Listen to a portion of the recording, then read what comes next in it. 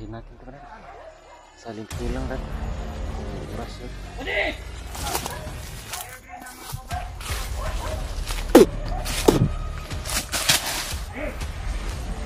Patay.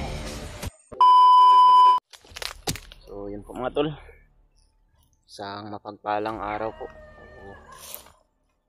Magandang umaga, magandang tanghali, magandang hapon po sa inyong lahat mga tol. Andito na po kami ni Brad Dib sa bundok mga tol. Welcome back po sa ating munting channel mga tol. At maraming salamat po talaga sa walang sawa ninyong pagsuporta sa amin mga tol. Lalong-lalo na sa mga kababayan natin ng mga OFW at sa mga silent viewers natin dyan.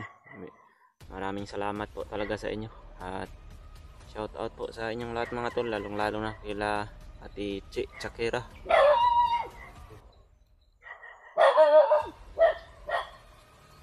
Aso Brad.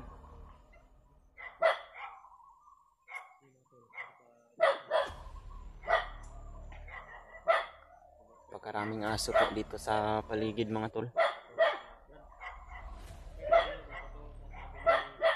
Oh, nasa paan na pa tayo ng bundok. Nasa paan na pa kami ng bundok mga tol. At malayo pa po talaga yung lalakarin namin. At napakarami pa po talaga ng mga kalaban din daw dito banda, sabi ni Takloy mga tol. At hindi po kami kumpiyansa ni Brad Dib dito dahil napakarami po ng aso. At ulitin ko po mga tol, shout out po sa inyong lahat, lalong-lalo na po kay Ate Chi Chakera at kay Ate Bit Corpus Fabian at Nanay Bibit. Shout out po sa inyong lahat. Ingat po kayo palagi dyan sa work nyo po. At sana po mga tol,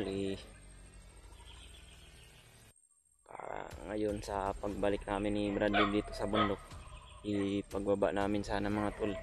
Dalangin po namin na sana po maligtas ko na po yung mag-ina ko at yung mga kasamahan din namin na nabibihag din po yung mga anak at asawa nila, lalo na din si Brad Binji. Pasalamat po kami mga tol dahil na tulungan po ni Kuya Bad si Brad Binji kahapon, naligtas niya po at nakuha din po ni Brad Binji at ni Kuya Bad yung anak ni Brad Binji. Sabi po nila ipapakain daw po sana yun ng ahas, ngunit magpapasalamat din po tayo mga tol dahil na kuha po agad nila Kuya Bads. At hindi po natuloy yung masamang balak ng mga kalaban mga tol. At yun po yung pinag-aalala ko rin po ngayon mga tol, dahil isa din po sa mga delikado po ngayon yung anak ko na baka ipapakain din po yun ang ahas ni Commander Magnot. Kaya dalangin po sana at dalangin po talaga mga tol na wala po talagang masamang mangyari mga tol, lalong-lalo na po sa asawa ko.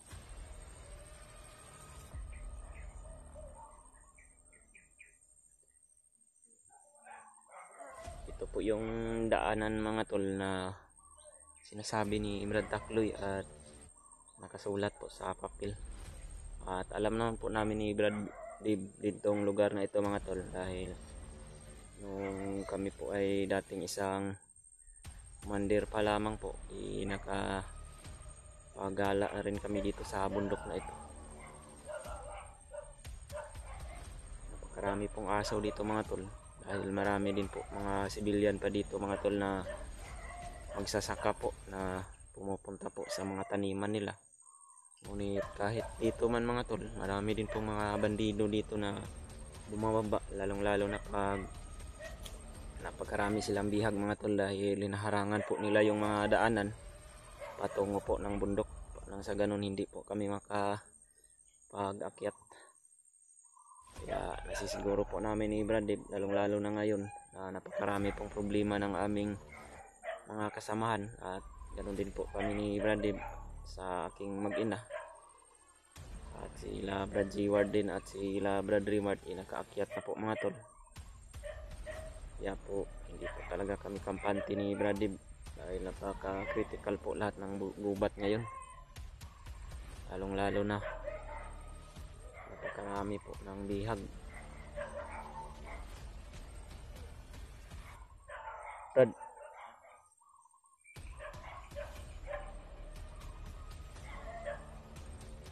may mga sigawan Brad.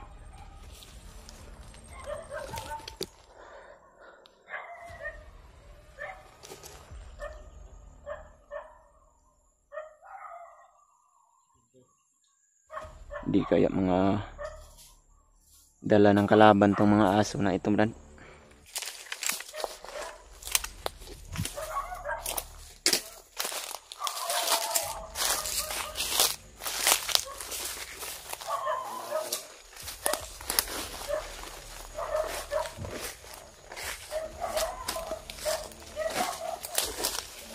Karaming aso dyan man daw.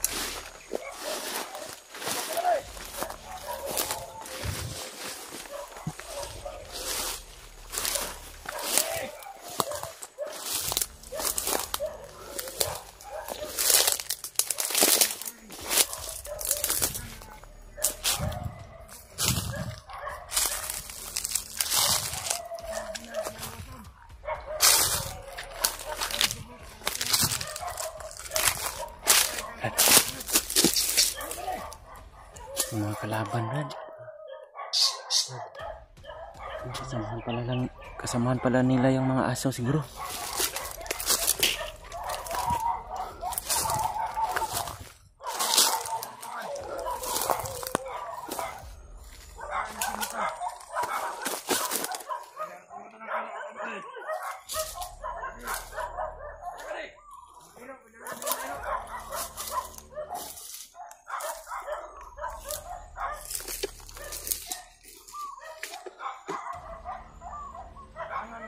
Ang monitor ang dalan tanan ingon di komandir bundok. Okay ba deh?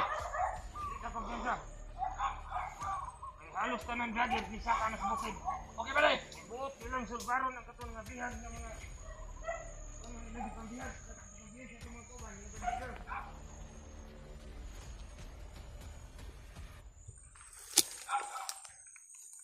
Ka-alerto po sila sa mga daanan Brad.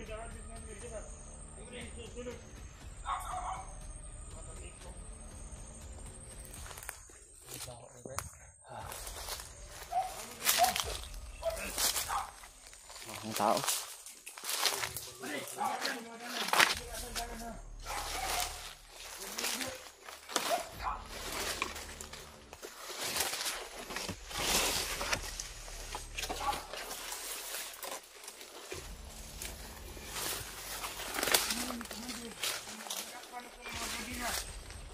Pasok ang pabuya. Pasok ang patang ihakan nito to. Dali, bakit lagi di makitaan? Atong dakon, salo na to siya. Bayad ka. Okay ba dali?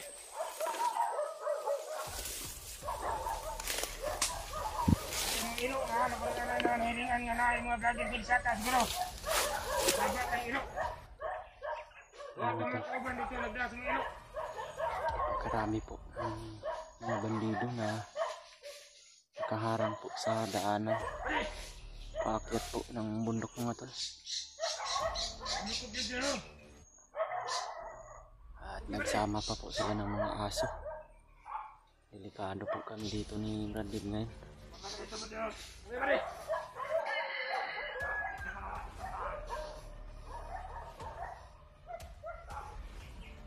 Wala kay laing dalan nila nagyan ko dili na.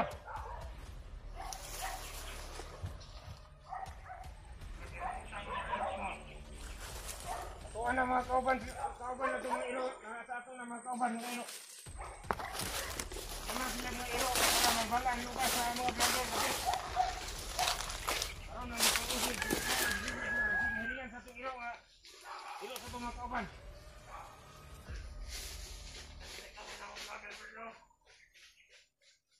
Kita na vlogger. Dako na na.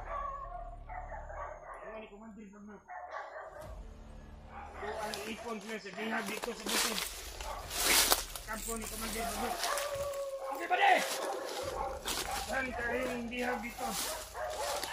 Kumandir vlogger kayo. Ako man, lusok ang mga vlogger sa nandapuno. Kita sa mga pare. Ano ni Kumandir vlogger. Opo ba de? Ay drone na padupan. Tirahin natin ito, Brad. Saling lang, Brad.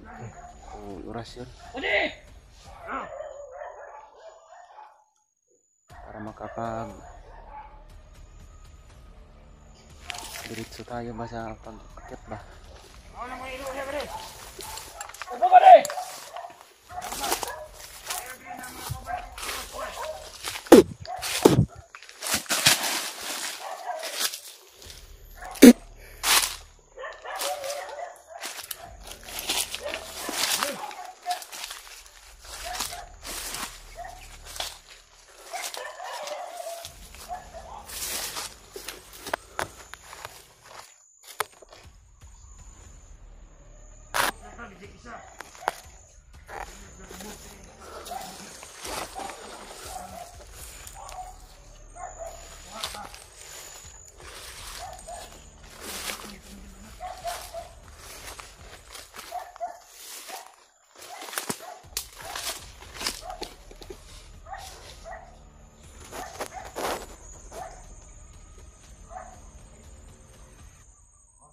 Mga animal. Plano kayo na kasi. Maigi tayo maikutok kayo na festival. Ba't yan? Huwag nyo lang din. Burot mo ni bala ni uso. Nilapitan na ni Bradley mga tol.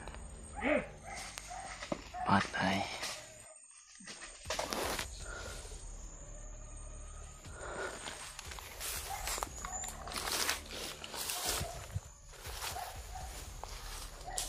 Brad.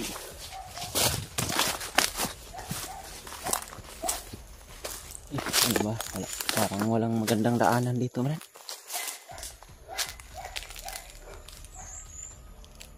Saan tayo dadaan?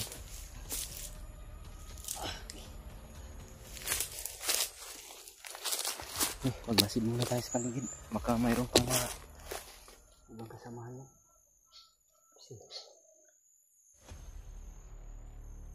Grabe. Huminto yung pagtahol ng aso. Yung aso pala tayo. Ang Brad. Ito talaga yung sign, Brad, na lalayo tayo dito, Brad. Delikado tayo dito, Brad. May marami silang aso. Brad. Yung siguro banda, Brad. Ha? Diyan tayo nadaan. Ano pagkaraming aso dito ba? Yung problema mga tol, pag may mga aso, dahil kahit magtagulilong kami mga tol, maamoy pa rin kami ng aso.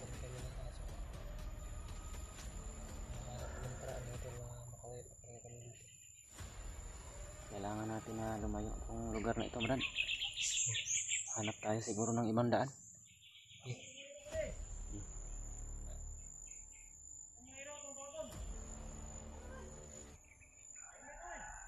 Delikado makita nila yung mga pinatay natin, Bert. May lumating naman yung banda, bro. Yan yung bagong umabot siguro ba yung may dala ng aso ba? Masaya. Baka makita nila yung mga pinatay natin ba? Maka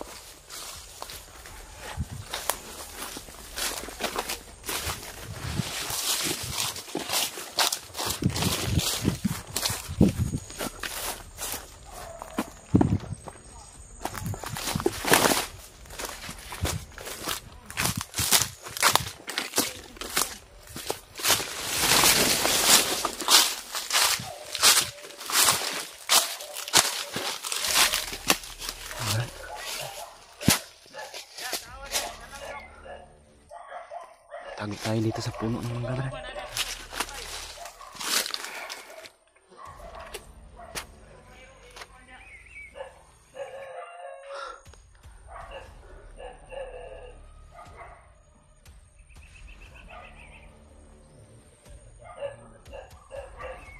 Hinigpitan na talaga nila yung kabundukan na yan. Hindi pa nga ito malayo masyado. Meron tayong palang payag dyan, Brad, oh.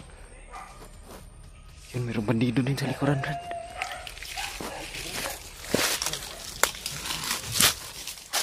Tara, tara.